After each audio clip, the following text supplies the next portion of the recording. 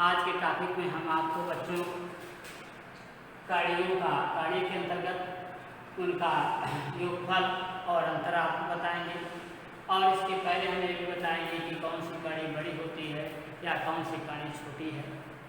तो पहले आप ये ध्यान दें कि कड़ी के अंतर्गत आपका आता है समरूप कड़ी।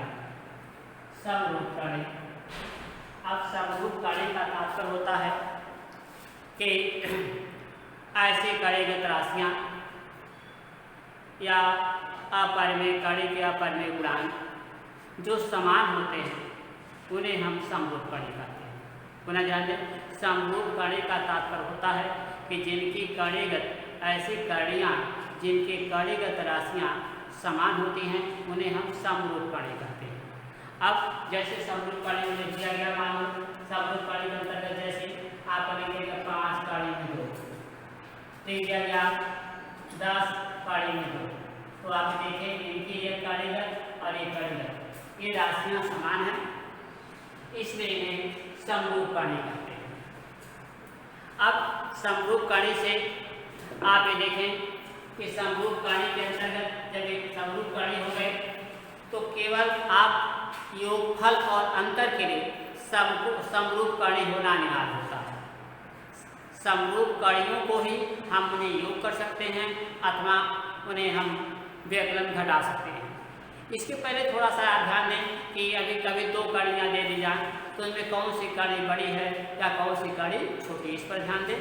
तो मान लीजिए आपको सपोज में आपको दे दिया गया कि इसके अंतर्गत जैसे मैं आपको कि 3 कड़ी खाते 3 कड़ी में 3 तथा कड़ी खाते 4 कड़ी में 4 में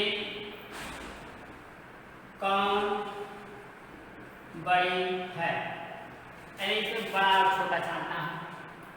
ऐसे आपको दे दिए गए तो इनकी कड़ी घात 3 है, इनकी कड़ी घात आपको 4 है। इसमें बड़ा और आपको छोटा आपको निकालना है कि कौन सी का आपका मान बड़ा है। तो आप ये देखें कि इन्हें आप सॉल्यूशन करने के लिए पहले इसके सॉल्यूशन में आप कड़ी घाते 3 कड़ी में 3 तथा कड़ी घाते 4 कड़ी में 4। अब ये कड़ी घात इसकी 3 है, इसकी कड़ी घात 4 है। अब 3 और 4 का आप से ले लेंगे कड़ी घात 3 तथा 4 का लसर निरंतम समापत हो गया 3 गुणे 4 बराबर 12। इनका मान आपका 12 आ गया लसर। अब इन्हें बड़े या पूर्णिक और छोटे निकालने के लिए इनके कड़ी घात आपके बराबर होनी चाहिए। कड़ी घात आपके बराबर होनी चाहिए, अर्थात इसमें कड़ीगत राशियाँ नहीं बराबर होनी चाहिए, कड़ी घात बराबर होनी चाहिए। तो आप कड़ी घात बराबर में लिखें 3 कड़ी में 3 बराबर। अब आपका जो है इसकी कड़ी घात आपका जो है लसर 12 आया है, 12 अंडर रूट। अब आप इसके घात से इसके लसर में भाग देंगे तो 3 चौक 12 हो गया 4। इसके अंडर आप कड़ीगत राशि 3 है, 3 पर हो गया आपको 4, 3 पर 4 की घात। जब 3 पर 4 की घात हो गई तो मेरी सकते 12 कड़ी घात 12 हो गया। अब 3 का आप 4 बार कर रहे हैं 3 गुणे 3 गुणे 3 गुणे आपका 3, अर्थात इनका मान प्राप्त हो गया कड़ी घात 12 कड़ी के अंदर आपका आ गया 81 हो गया। अब आप इसका मान निकालें, इसे भी आप जो है कड़ी घात इसका बराबर करें,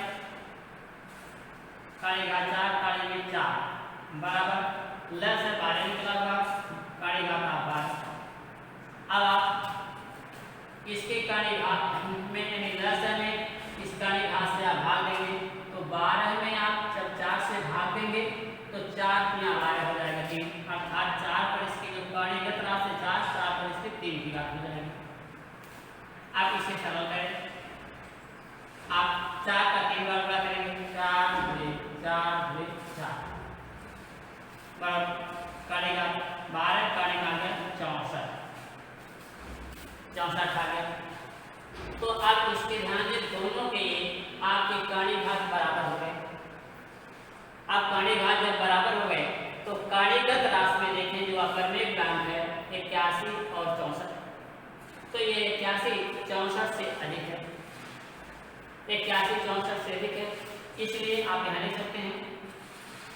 इसलिए काणी घात 12, काणी में 81, ये बड़े का निशान है ग्रेटर देन, काणी घात 12, काणी में 64,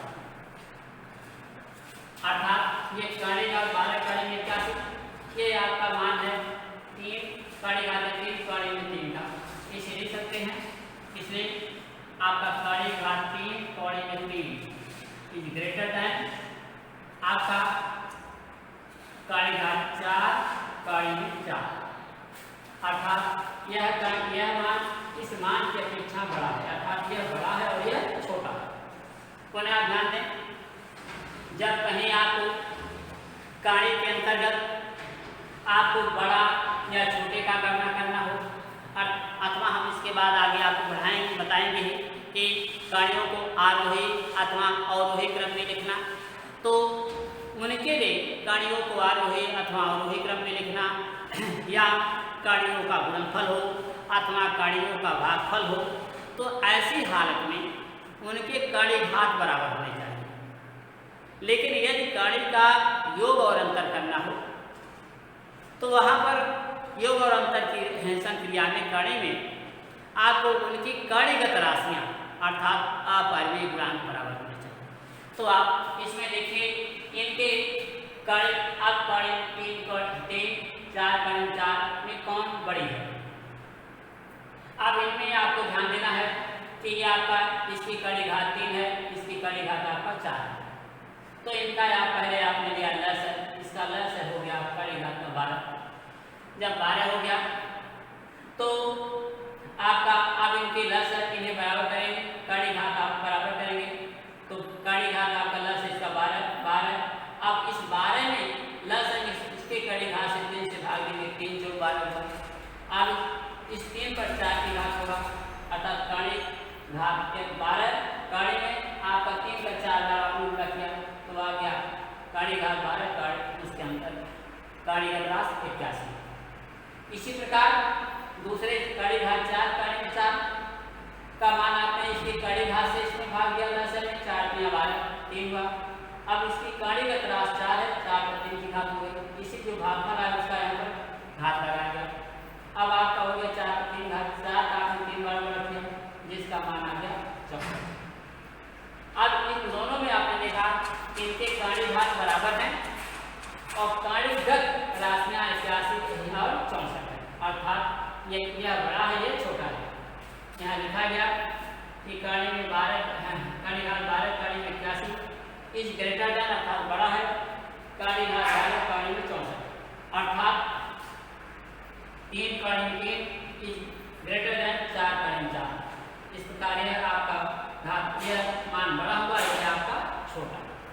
तो ये काणी के बड़े और छोटे की प्रतिक्रिया है, तो आप जरूर इस बात को ध्यान देंगे कि ये बड़ा और छोटे अथवा आपको आरोही अवरोही क्रम में निकालना है, करना है, तो पहले काणी घातों का आप लसर लेंगे, अर्थात उनकी काणी घात आप बराबर करेंगे। जब आप बराबर कर लेंगे तो बराबर करने के पश्चात तब उनके मान आप लसर से बराबर करेंगे, तभी आप उन्हें आरोही अथवा अवरोही क्रम में ले सकते हैं। माने हमें आपको एग्जाम्पल के रूप में आपको दे रहे हैं अभी कि कौन सी काणी घात बड़ी है या छोटी है, क्या आपको जो है आरोही क्रम में मान दे दिया गया है, आपको जो है कि आपको दूसरा क्वेश्चन के रूप में दूसरा क्वेश्चन दे दिया गया कि आपको काणी में 2, काणी घात 3, काणी में 3 और 6 काणी में 6, ये लिखा हुआ है। को आरोही क्रम में लिखो। आपको लिखा गया काणी में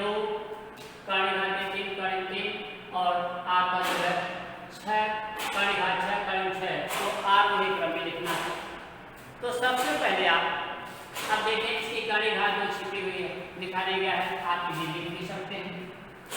अब ये दो इसके तीनों पदों के जो कड़ी घात है उनका आप पता चलेंगे।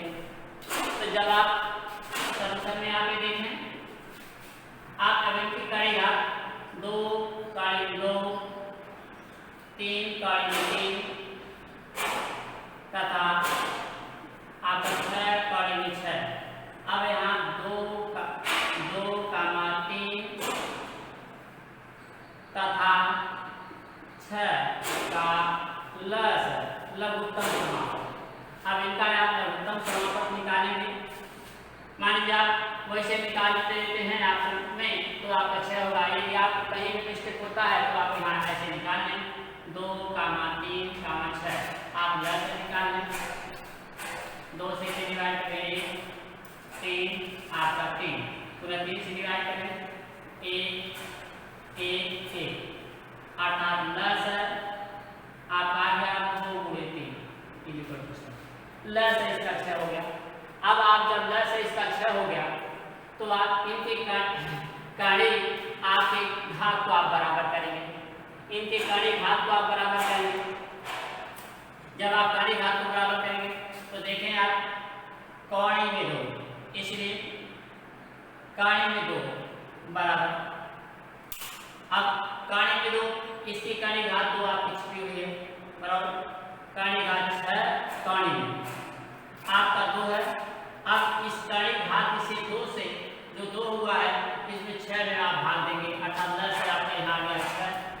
तो आप इस लस में भाग देंगे 6 में तो आपका 2 3 6 3 हो गया। 3 की घात यहाँ लगाएंगे आप 2 पर, जो भागफल आया इस पर 2 की घात लगाएंगे कड़ी के राशि बराबर 2 का गुणा करेंगे। अब आप 2 का 3 बार गुणा करेंगे 2 9 4 9 अर्थात आप हो गए 6 कड़ी में 8। 6 कड़ी में 8 हो गया। अब पुनः इसी प्रकार 3 आपका कड़ी में 3 इसको ठीक इसी प्रकार करेंगे। इसके लस है आपका 6 कड़ी घात 6 हुआ आपका 3। अब इस कड़ी का त्रास 3 है, इस लस में आप 3 से इसे भाग देंगे। जब आप उस 3 से भाग देंगे तो 3 गुना 6 2 हुआ। 2 का 3 पर घात लगाएंगे। जब आप 2 का 3 पर घात लगाएंगे अर्थात तो 3 का आप 2 बार गुणा करेंगे तो आपका कड़ी घात 6 कड़ी में आपका 3 त्रिक का 9 ये हो जाएगा। फिर आपका ये कड़ी घात आपका ये 6 कड़ी घात 6 कड़ी 6 अर्थात इसका लस है आपका बराबर है तो आपको हो जाएगा कड़ी घात 6 कड़ी में 6 यानी आपका आगे कड़ी घात 6 कड़ी में आपका 6 हो गया। अब आप ध्यान देंगे इस तीनों ये पहले दूसरे तीसरे तीनों पदों की कड़ी घात राशि बराबर हो गई। जब कड़ी घात बराबर हो गई तो अब कड़ी घात राशि में आप देखें जिसे अपरिमेय गुणांक हम कहते हैं तो कड़ीगत राशि या अपरिमेय इसका आपका जो है 8 है 9 है 6। अब देखने से आप होगा आपको कि इसमें कौन किससे बड़ा है। ये आपका सबसे छोटा, इससे बड़ा यह है और इससे बड़ा आपका यह है। तो अब इन्हें आपको जो है जब ये मान आपने निकाल दिया और सबकी कड़ी घात बराबर है तो आप इसे ले सकते हैं। इसलिए 6 कड़ी घात 6 कड़ी 6 आपका लेसर है, ये छोटे का निशान है। 6 कड़ी घात 6 कड़ी में 8 ये लेसर है। कड़ी घात 6 कड़ी में 9 आपका अर्थात इसमें देखने से हुआ कि सबसे बड़ी राशि है आपका। क्यों आप इसे लेसर है यानी आपका यह आरोही क्रम हो गया बढ़ते क्रम में अर्थात आप ये आपके आरोही क्रम में। यदि इन्हें अवरोही क्रम में लिखना है इसी को मान लीजिए आपको तो आप इसे लिख सकते हैं अवरोही क्रम। अवरोही क्रम में जिन्हें लिखना है तो अवरोही का मतलब होता है आपका घटते क्रम में अर्थात सबसे पहले आपका बड़ी क्लास उसके बाद उससे छोटी उसके बाद उससे छोटी तो आप इन्हें लिख सकते हैं। तब आपका आ जाएगा 6 कड़ी में नाउ इज ग्रेटर देन आपका 6 कड़ी में 8। अब 6 कड़ी में 8 इज ग्रेटर देन 6 कड़ी में 6। ये आपका अवरोही क्रम है, यह है आपका आरोही क्रम है बढ़ते क्रम में।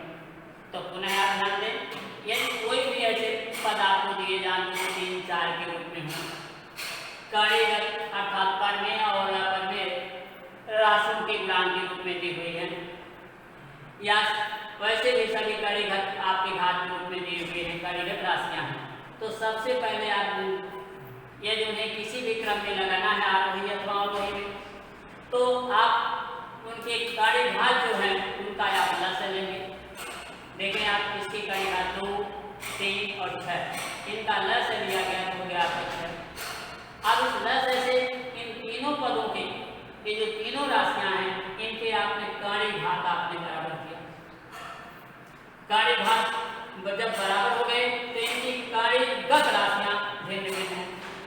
अब आप जब घातें बराबर हो गई और कड़ीगत राशियां अलग अलग हैं, तो आप इन्हें आरोही क्रम में लिखने में सबसे पहले सबसे छोटी राशि वाला पद कड़ीगत का, उसके बाद कड़ीगत का उससे बड़ा, उसके बाद उससे बड़ा लिखते हैं। अर्थात जब घातें बराबर हो गई तो आप ये देखें कि इसमें कड़ी घात 6 कड़ी में 6, यह आपका इज लेसर देन 6 कड़ी घात 6 कड़ी में 8 इज लेसर देन 6 कड़ी में आपका 9 कड़ी घात 6 कड़ी में 9। अर्थात यह है आपके जो है आरोही क्रम में है या बढ़ती क्रम में। तो इस प्रकार आप उनका लक्ष्य लेकर के उन राशियों को आरोही अथवा अवरोही क्रम में लिख सकते हैं। अब आपको आगे होता है आपका कड़ियों का योग तथा अंतर। योग तथा अंतर, तो कड़ियों के योग तथा अंतर में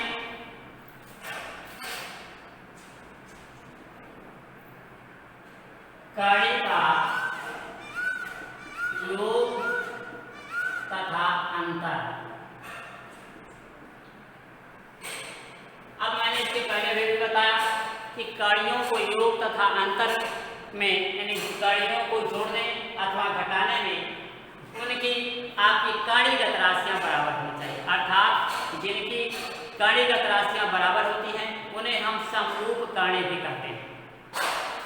तो ऐसी हालत में यदि आपको योग करना है तो सपोज कर लें ऐसे कड़ीगत में आपको कोई भी आपका 5 कड़ी में 2 धन आपका 10 कड़ी में 2 ऐसे लिखा हुआ है, इनका योग करना है।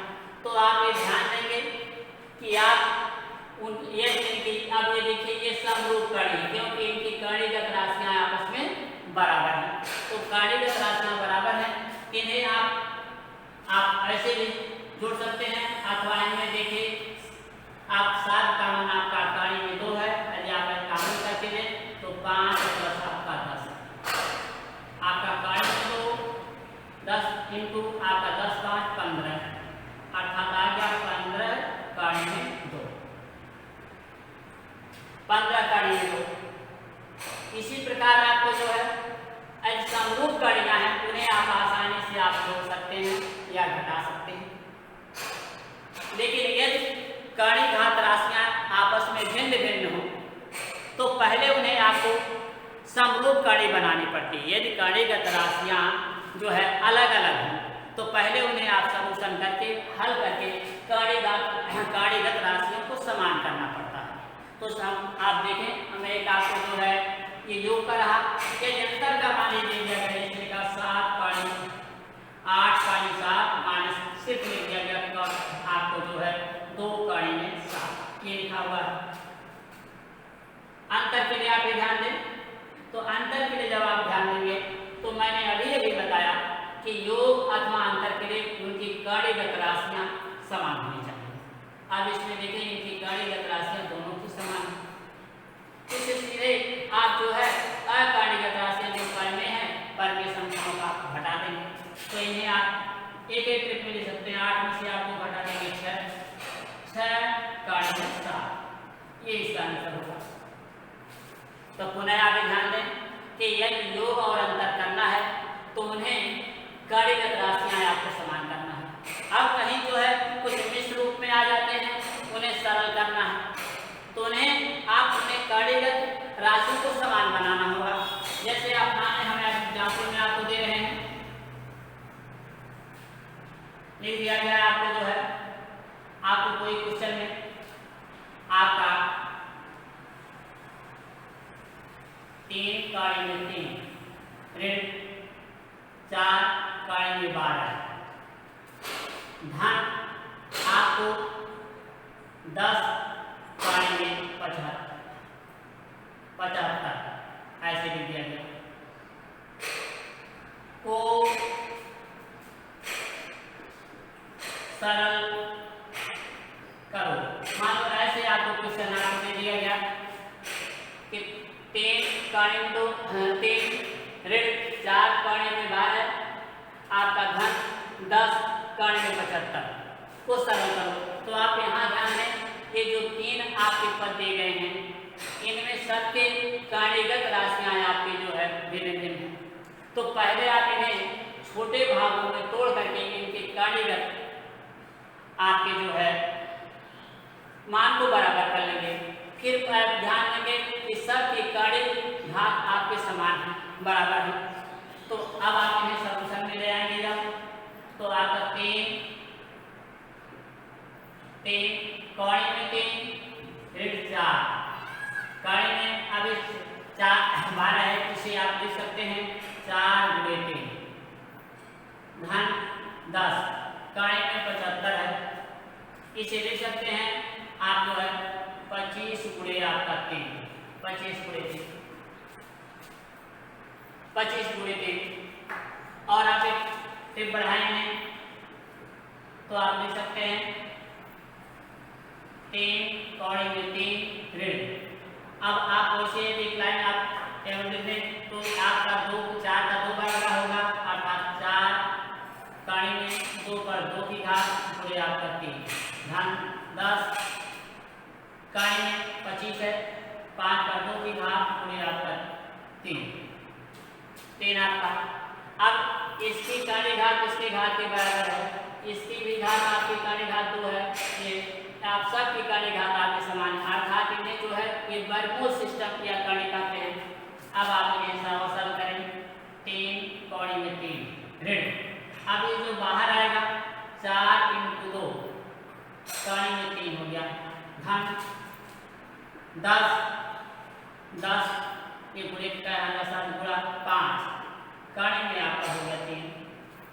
आप इन्हें गुणा करें 3 कड़ी में 3 ऋण 4 × 8 कड़ी में 3 धन 10 × 25 50 कड़ी में आपका 3 50 कड़ी में 3। अब सब में ध्यान से देखें कि सब की कड़ीगत राशियां बराबर हो गई। अब सब की जब कड़ीगत राशियां बराबर हो गई तो आप इसको जो आपकी जो है धनात्मक राशि उन्हें एक में जोड़ देते हैं और ऋणात्मक को आप जो है उन्हें घटा देते हैं। तो आप देखें ये आपका जो है वैसे भी आप जोड़ सकते हैं अथवा आप कड़ी में 3 कॉमन ले लें, कड़ी में 3 कॉमन ले लें क्योंकि तीनों पदों में कड़ी में 3 कॉमन फैक्टर के रूप में है 7 है। तो आप बोले 3 - 8 प्लस आपका 5 50 आपका है। अब आप कड़ी में 3 अब आप 50 आप देखिए ये ऋणात्मक राशि 3 आपका 3 प्लस 50 में से 8 घट जाएगा आपका जो है तो आपका हो जाएगा 42। ये ऋणात्मक राशि है या जो है आप किसी रूप में 3 और 50 को आप एक में जोड़ करके तब घटाएं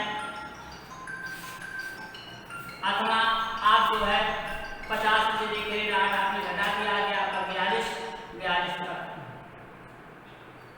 ये आपका। अब आप इन्हें मिलाकर कड़ी में 3 गुणे 42 का 3 आपका हो गया 45 बराबर आपका आ गया 45 कड़ी में 3 45 कड़ी में 3 हो गया अर्थात इसका आंसर प्राप्त हो गया आपको 45 कड़ी में 3 45 कड़ी में 3।